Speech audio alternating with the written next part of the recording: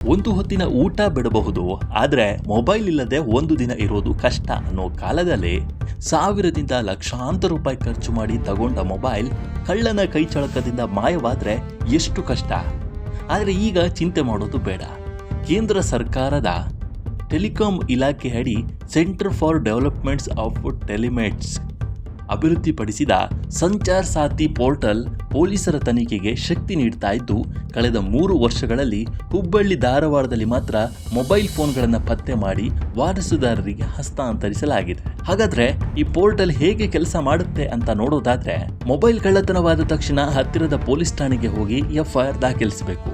ಬಳಿಕ FIR ಪ್ರತಿ, mobile IMEI number, mobile ಖರೀದಿಯ ಬಿಲ್, ಆಧಾರ್ ಕಾರ್ಡ್ ಅಥವಾ ಡ್ರೈವಿಂಗ್ ಲೈಸೆನ್ಸ್, ಗುರುತಿನ ಚೀಟಿ ಸಂಚಾರ್ ಸಾಥಿ ಪೋರ್ಟಲ್ ತೆರೆದು ಅಪ್ಲೋಡ್ ಮಾಡಬೇಕು.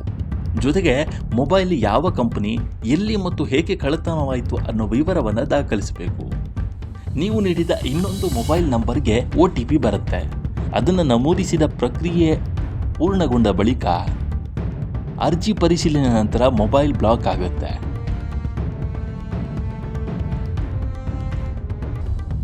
ಯಾರಾದರೂ ನಿಮ್ಮ ಫೋನ್ಗೆ ಸಿಮ್ ಕಾರ್ಡ್ ಹಾಕಿದ ತಕ್ಷಣ ಆ ಸಿಮ್ನ ನಂಬರ್ ಮತ್ತು ಲೊಕೇಶನ್ ಪೊಲೀಸರಿಗೆ ತಿಳಿದು ಬಿಡುತ್ತೆ. ಮೊಬೈಲ್ ವಾಪಸ್ ಸಿಕ್ಕ ನಂತರ ಪೋರ್ಟಲ್ನಲ್ಲಿ ಅನ್ಬ್ಲಾಕ್ ಫೌಂಡ್ ಮೊಬೈಲ್ ಆಯ್ಕೆಗೆ ಹೋಗಿ ಅಧಿಕೃತವಾಗಿ ಮಾಹಿತಿ ದಾಖಲಿಸಿದ ಬಳಿಕ ಮೊಬೈಲ್ ಮತ್ತೆ ಕಾರ್ಯನಿರ್ವಹಿಸುತ್ತೆ. ಅದರ ಜೊತೆಗೆ ನಿಮ್ಮ ಆಧಾರ್ ನಂಬರ್ ಮೂಲಕ ನೋಂದಣಿಯಾದ ಎಷ್ಟು ಸಿಮ್ಗಳಿವೆ ಅಂತ ಕೂಡ ಪರಿಶೀಲನೆಯನ್ನು ಮಾಡಬಹುದು.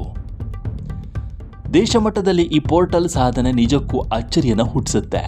ಇಲ್ಲಿಯವರೆಗೆ 33,01,000 ಮೊಬೈಲ್ ಕಾರ್ಯಾಚರಣೆಯನ್ನು ನಿರ್ಬಂಧಿಸಲಾಗಿದೆ. 20 ಲಕ್ಷಕ್ಕೂ ಹೆಚ್ಚು ಮೊಬೈಲ್ಗಳು ಪತ್ತೆ ಹಚ್ಚಲಾಗಿದ್ದು, 4,57,000 ಮೊಬೈಲ್ ಫೋನ್ಗಳನ್ನು ವಾರಸುದಾರರಿಗೆ ಮರಳಿ ನೀಡಲಾಗಿದೆ. ಮೊಬೈಲ್ ಕಳ್ಳತನವಾದ ತಕ್ಷಣ ಧೃತಿಗೆಡದೆ ಸಂಚಾರ್ ಸಾಥಿ ಪೋರ್ಟಲ್ ಬಳಸಿ ಎಲ್ಲವನ್ನ ಸುಗಮಗೊಳಿಸಬಹುದು.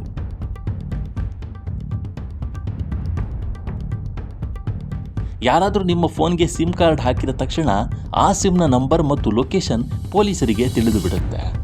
ಮೊಬೈಲ್ ವಾಪಸ್ ಸಿಕ್ಕ ನಂತರ ಪೋರ್ಟಲ್ನಲ್ಲಿ ಅನ್ಬ್ಲಾಕ್ ಫೌಂಡ್ ಮೊಬೈಲ್ ಆಯ್ಕೆಗೆ ಹೋಗಿ ಅಧಿಕೃತವಾಗಿ ಮಾಹಿತಿ ದಾಖಲಿಸಿದ ಬಳಿಕ ಮೊಬೈಲ್ ಮತ್ತೆ ಕಾರ್ಯನಿರ್ವಹಿಸುತ್ತೆ. ಅದರ ಜೊತೆಗೆ ನಿಮ್ಮ ಆಧಾರ್ ನಂಬರ್ ಮೂಲಕ ನೋಂದಣಿಯಾದ ಎಷ್ಟು ಸಿಮ್ಗಳಿವೆ ಅಂತ ಕೂಡ ಪರಿಶೀಲನೆಯನ್ನು ಮಾಡಬಹುದು. ಈ ಹೊಸ ಮೊಬೈಲ್ ಪ್ರಕ್ರಿಯೆಯ ಬಗ್ಗೆ ನಿಮ್ಮ ಅಭಿಪ್ರಾಯವೇನು ಅನ್ನೋದನ್ನು ಕಾಮೆಂಟ್ ಮೂಲಕ ತಿಳಿಸಿ. ಮುಂದಿನ ವಿಡಿಯೋದಲ್ಲಿ ಸಿಗೋಣ. ಈ ವಿಡಿಯೋ ನಿಮಗೆ ಇಷ್ಟವಾಗಿದ್ದರೆ ಲೈಕ್ ಮಾಡಿ, ಶೇರ್ ಮಾಡಿ ಮತ್ತು ನಮ್ಮ ಚಾನಲನ್ನು ಮರೆಯದೆ ಸಬ್ಸ್ಕ್ರೈಬ್ ಮಾಡಿ. ಧನ್ಯವಾದಗಳು.